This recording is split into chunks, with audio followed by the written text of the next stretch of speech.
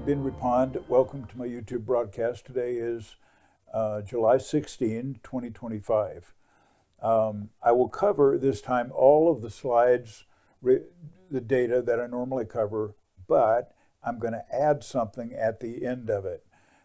From time to time, I get asked something like this. Ben, you report on all of these indexes, and in a good way, people seem to like that, but we don't know really how you're doing. How are your investments going? That when you invest money on behalf of clients, could you report on that? Now, I put my own money alongside of client money, so it's what I do for them and myself.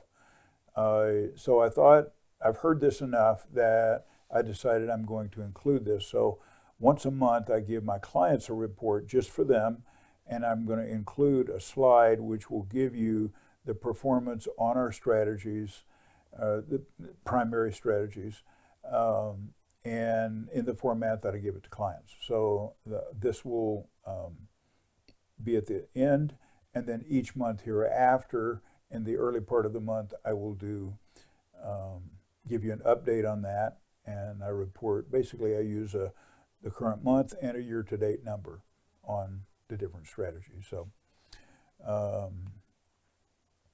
Okay, so let's begin. This slide, the center column is in the yellow, is last week. Last week, all of the indexes, we have 4 U.S., 2 foreign, and long-term government bonds, 7. All 7 were negative. Interesting. And on a year-to-date basis, all of the equity indexes in the pink box, all the equity indexes are positive. That's good. And bonds, the long-term government bond, is negative. And you can see where they are on the relative to their 20, 50, 100, and 200-day moving averages. The green dots illustrate that they are all above all 4 of those moving averages, and bonds are below all 4 moving averages. The S&P 500 contains 11 major industry sectors, and they are things like healthcare, transportation, utilities, technology, etc. And so all 11. And likewise, I put those in the yellow box for the last week, and you can see those were mixed. Some were positive, some were negative. A little bit more on the negative side, but that's where it was. The pink box is year to date, and the first 9 sectors were positive, beginning with industrials, technology, telecommunication, etc. And the last 2, which were consumer discretionary and healthcare, were negative. And to the far right, you'll see again green dots or red dots. There were 41 out of 48 that were positive compared to 40 of the previous week. This is a line chart. It's a weekly line chart for the S&P 500 for a 3-year period of time.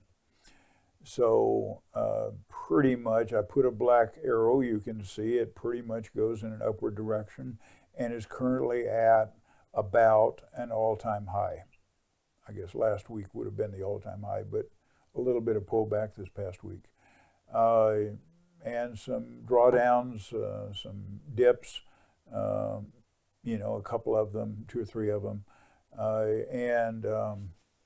But mostly, just moving in an upward direction. You definitely would call this an up market.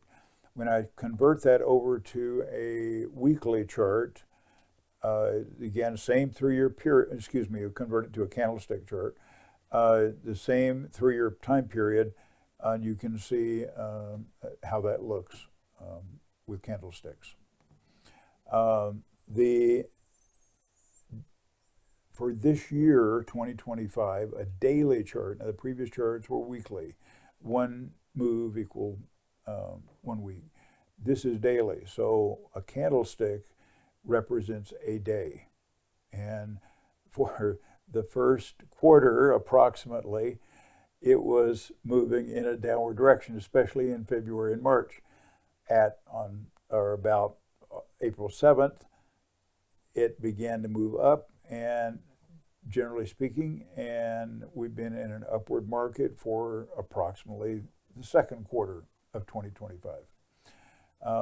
Still moving up. It's kind of pausing right now, and but during most of that period, it was positive. A relative strength chart comparing the NASDAQ 100 to the S&P 500 when and the NASDAQ 100 is the numerator, S&P 500 denominator. So when this chart, when it goes up, this represents the outperformance of the NASDAQ 100 compared to the S&P 500, and conversely, when it goes down, it favors an outperformance by the S&P 500. The S&P 500 is comprised of growth and value stocks. There are ETFs that represent that. SPY-G represents growth stocks. SPY-V represents value stocks. SPY-G numerator, SPY-V denominator. So when it goes up, favors the growth stocks. When it goes down, that means value stocks are outperforming growth stocks. So it's kind of is all over the map. You can see a lot of movement up and down. We've had periods where growth has been in favor, and we've had periods that value has been in favor just as much as growth was. So we track that because we invest in the one that is moving up the most. And you can see where we are now. We've been in a period where growth has outperformed value.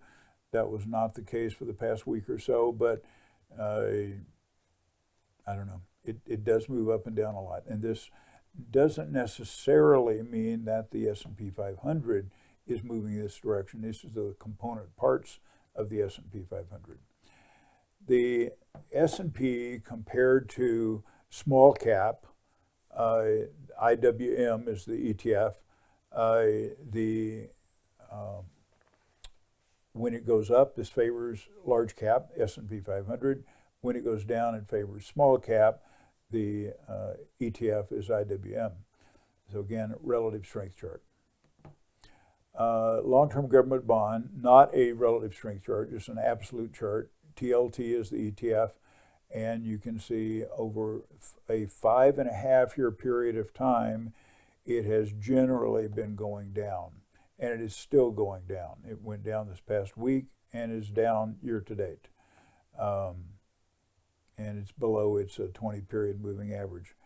At some point, it will begin a trajectory upward, a longer-term trend upward, but it doesn't appear that that is here yet.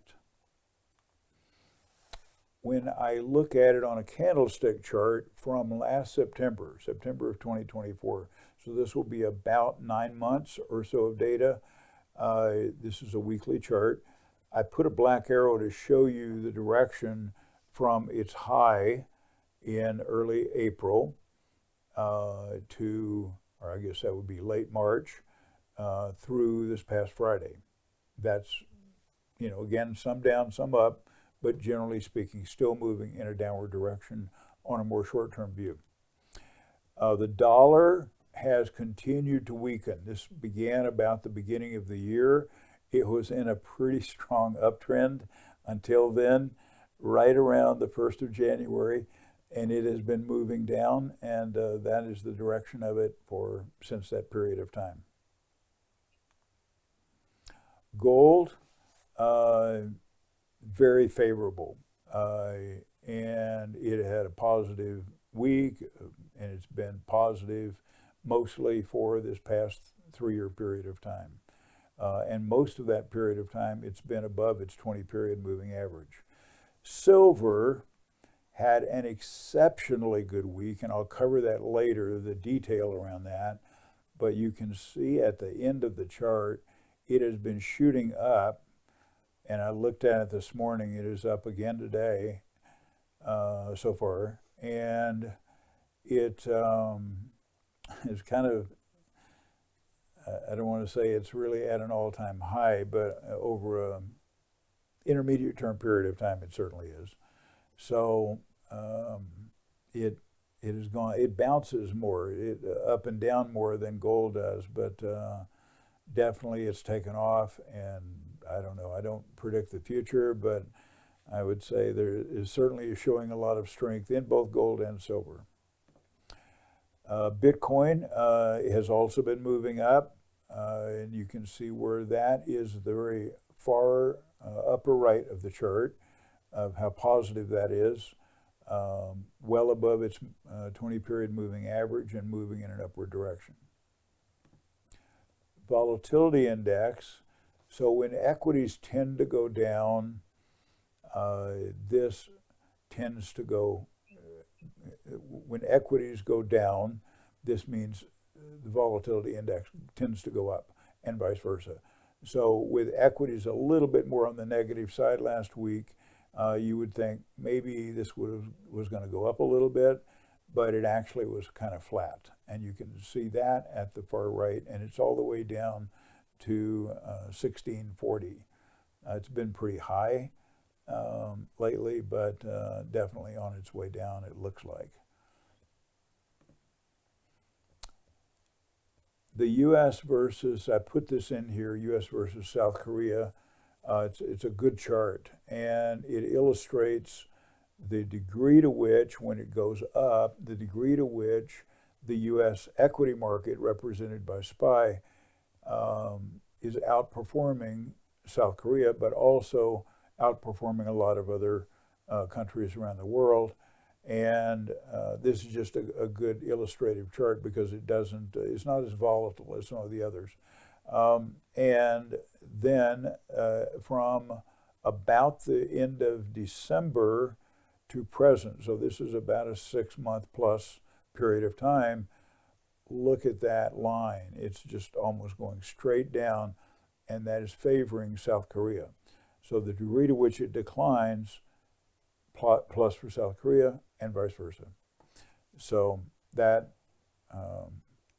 U.S. equity markets are struggling relative to other international markets. Gold and silver. Now, as of last Friday, the growth in gold was 0.8% from the previous Friday. Silver was up to 38.78, as you can see. That was that move in the silver chart, a gain of 4.8% in 1 week. The gold-silver ratio has dropped. It was actually, you may remember, several months ago, it was up over 100. Now it's dropped all the way down to 87 to 1. And I think based on historical averages or numbers, I would say this probably has more to go on the downside. A monster box of silver bullion, this is just generic silver, is up to almost $20,000, $19,900. How long ago was it? Around 11 or 12,000? Not long ago. This includes a $1.03 per ounce markup over spot to $39.80. And I'm not going to go into that too much today. This is based on what my son sells it for, Tennessee Precious Metals. When I got his price of $39.80, that compares to SD Bullion, which is the #1 internet company selling precious metals. Their price was $39.99, both as of this past Friday. So that gives you a benchmark. Now, as I said at the beginning, I'll explain this, how we are doing with our investments, and again, relative to the S&P 500. This is just a numerical chart. It's not a graph. There's a lot of data I could show here, but I'm not trying to overly promote this. I'm trying to respond to what some people were asking for to give some disclosure on how we are doing. And our approach is tactical. We use active management, and so that's why you probably see numbers that are a little different than what you might be used to seeing with a more passive approach. This past month, the month of June, our conservative strategy had a gain of 5.8%. Year to date, it is up 11.7%. Our moderate strategy was up 7.1%, and year to date up 14.2%. When I say that, that's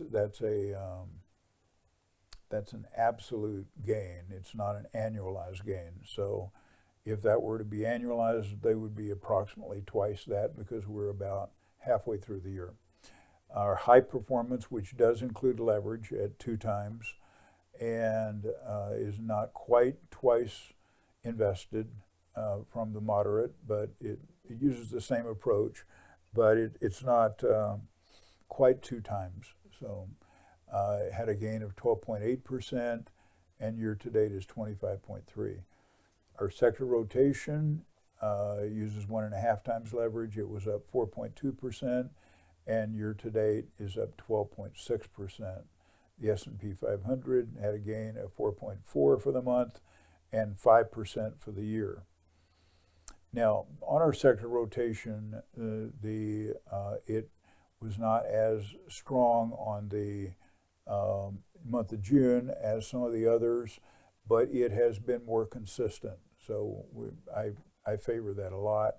It has also had much lower risk than the other index strategies. But those are the 4 main strategies that we use for our clients, and I have my own money in some combination of those, and that's achieved through active management. No bonds are in here at all, and given what I've just told you about bonds, I think you can see why. Okay, that covers it for this week. If you have questions or comments, leave them in the comment section below. Thank you.